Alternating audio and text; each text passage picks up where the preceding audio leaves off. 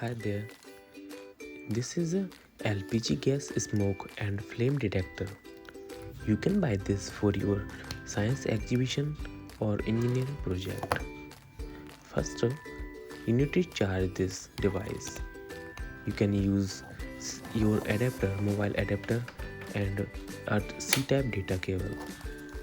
Just charge this for 30 to 45 minutes. And after that,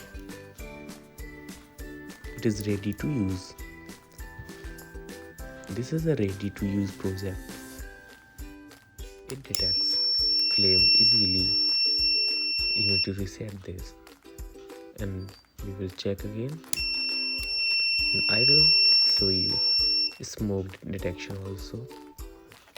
MQ2, we used MQ2 LPG and smoke detector sensor.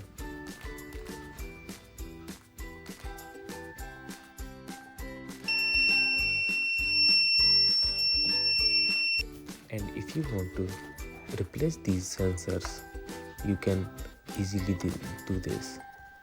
Also Arduino Nano board. And if you want to modify this, it's very easy. You just need to program this device. Thank you.